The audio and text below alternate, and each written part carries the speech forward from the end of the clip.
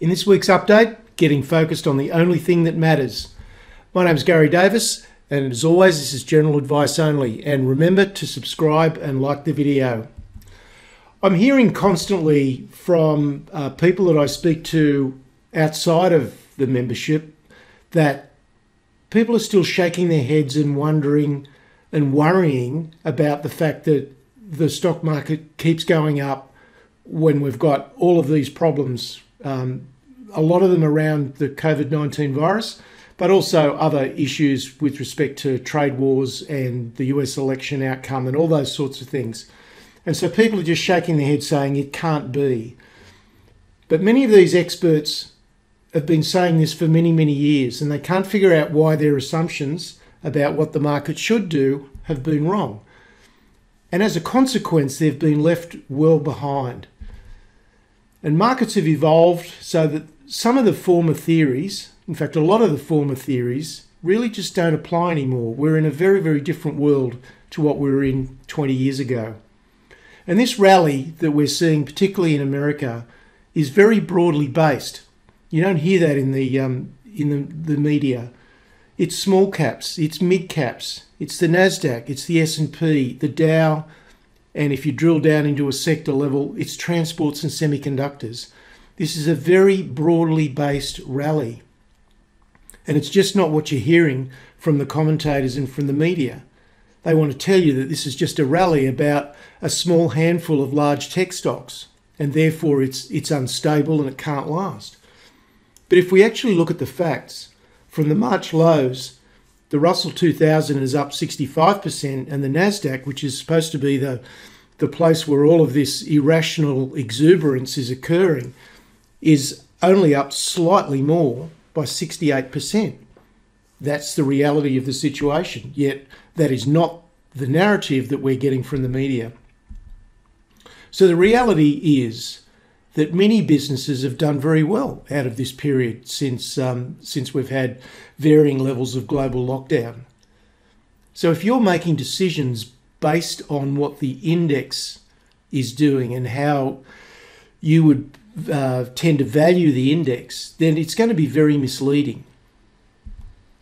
So it's very much about looking at an individual stock level. The market will always strive to price in the future. That's what markets do. They're looking 6, 12, 18 months out. And most times the market gets it broadly right. And sometimes, occasionally it doesn't. But most of the time, in my experience, over the longer term, a stock that is priced for substantial growth, that growth generally ends up materializing and the stock price keeps moving higher. And you've really only got to look at some of the buy now, pay later stocks that a lot of the commentators have been dismissing now for the last 2 or 3 years as being ridiculously expensive. But now we've got Afterpay Touch in Australia getting not too far away from $100 after hitting a low of $8 during the crash in March. So sometimes you've really just got to look at things through a different lens. And the concept of relative strength, and I've talked about this on and off for pretty much all of this year, the concept of relative strength, the stocks that are the strongest in the strongest sectors will help you enormously if you embrace that concept and not get hung up on just the typical valuation metrics. Because quite frankly, they're leading you down the wrong path if that's what you're making your decisions on. So turning to American stocks, the S&P was pretty much flat for the week. It edged ahead by a few points. But I do note that the consumer data keeps getting stronger. I think it's the 4th successive month of higher retail sales. So things are really going not too badly in the States at the consumer level. Now the earnings results have started. It's only early days in the US earnings season, but mostly they've been fairly impressive, particularly with some of the bigger banks. Goldman Sachs and JP Morgan easily beat expectations. In fact, Goldman Sachs absolutely blew away expectations. But the outcome was the share price went down. So what we're seeing in the market at this very early stage is a bit of a sell the fact kind of response, where the market sort of knew that was coming, the result comes out and the stocks get sold. Now the sell down wasn't very much, and because we had options expiry on Friday, then that sort of muddies the waters quite a bit, because there's quite often some very unusual and very temporary price movement around that options expiry, the few days before and the few days after. So we may see some strange price movements that aren't, consistent with what's going on with the company over the next couple of days. Now, the US election and how the market's going to respond to that is a topic on most people's agendas at this stage. But I'm starting to see plenty of evidence that it's a lot less about who wins. It's all about how much stimulus is going to result from that. So whether the Republicans or the Democrats win, I think part of it will depend on who controls the upper and lower houses, and therefore how much stimulus will actually be released, because the market is really running as hard as it is because of that stimulus, because of that excess capital that's finding its way into asset inflation. So it'll be a very interesting few weeks coming up, but certainly all signs are that we're probably headed for a Democrat win. Okay, let's look at some charts now, and we'll start with the S&P. So I'll just get to that chart. So there's the monthly. You can see we're still in a pretty strong uptrend, and we're only just a whisker off the all-time highs in the previous month. There it is on a daily chart. So our all-time highs were formed in early September, and we've rallied back almost to that point. But as I said earlier, looking at the index and making decisions around the index really is quite misleading. You've really got to identify the strongest sectors, the strongest stocks within those sectors, and place most of your emphasis on that. If we look at the small caps, this is the Russell 2000. You can see we're almost back to the pre-crash highs. So things going along pretty well for the small caps. Turning to the currency, the US dollar has really been consolidating. So we've had a fair bit of fluctuation, but net we're at the same level that we were at the end of July. So we've had 2.5 months of essentially the US dollar just really tracking sideways, and the impact on the Australian dollar is almost the mirror image. So our dollar is pretty much hostage to what's going on overseas.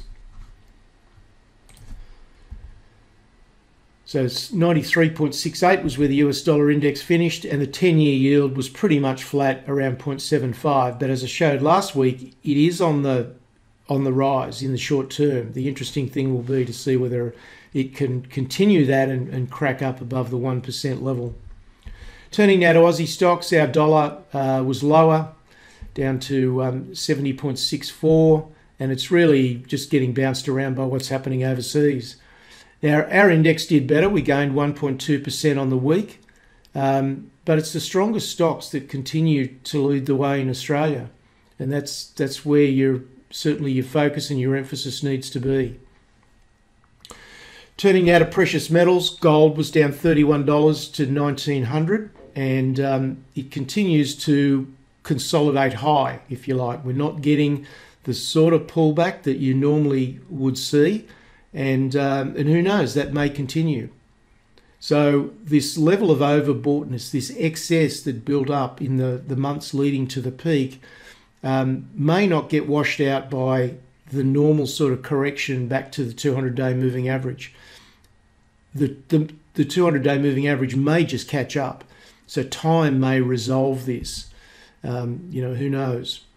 But look, one encouraging thing is that precious metal stocks would normally lead in both directions, and if we are going to see a more significant correction in the gold price, generally you start to see it in the precious metal stocks first, and we're not seeing that. So we're not seeing any weakness ahead of weakness in the metal. So that's one little encouraging sign.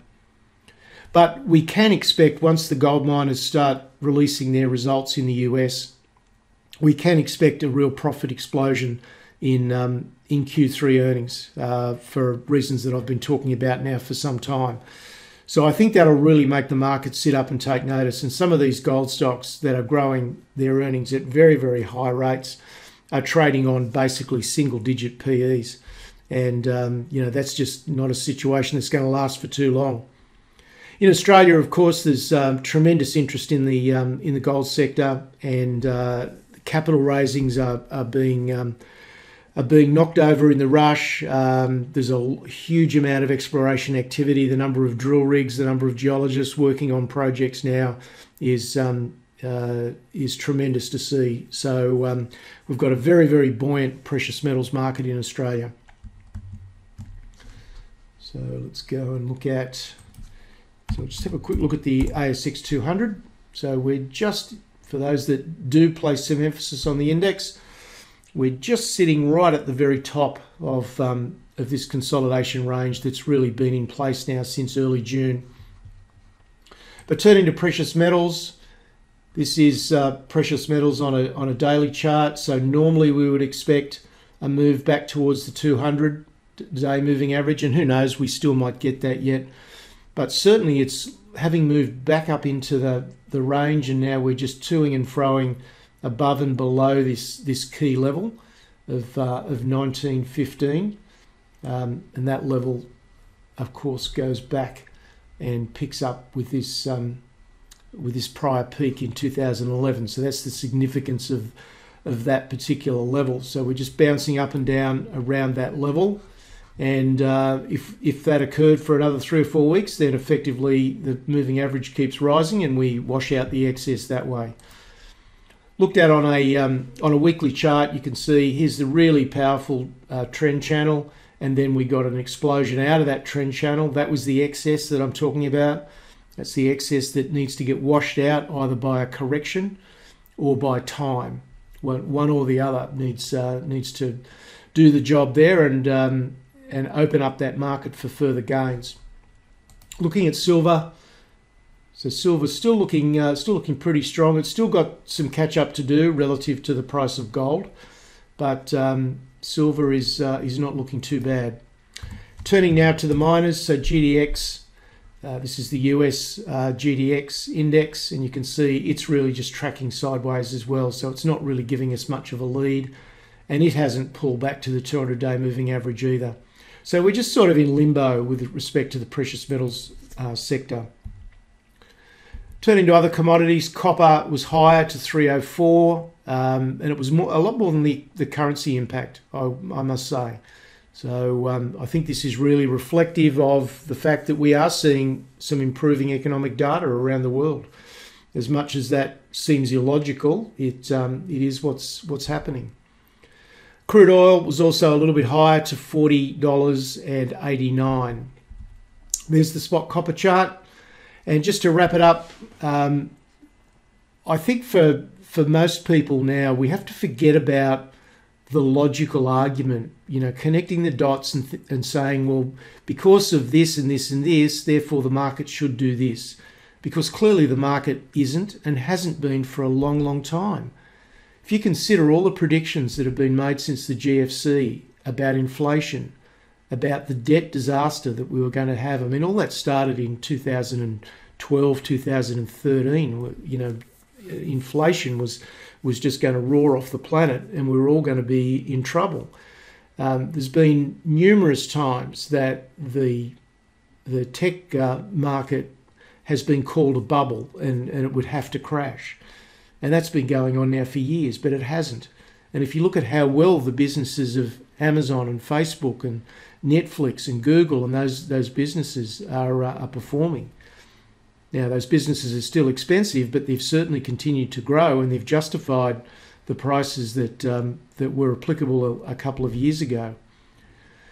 So my overwhelming message is just to get organised. Don't think about what the index is doing. Get focused on the strongest stocks in the strongest sectors. Do the basics well. Understand your game plan. And this is all stuff that I go through in Portfolio Analyst pretty much every week. This is not rocket science, but for most people, if you're not involved in the market to any great extent, you might just need some guidance to get on the right track. And certainly portfolio analysts, I know the feedback from members has helped a lot of members to do that. So as I've been saying for quite a while now, we've just got a mountain of opportunities, particularly in the technology area. And really the biggest challenge is really is managing those, identifying them, keeping them on your radar, understanding when the right time to move is, and having a game plan for managing them. So that's it for this week. For those that want to find out more, there's information on the website, and there's my email address for anyone that wants to communicate with me directly. So that's it for this week. Cheers.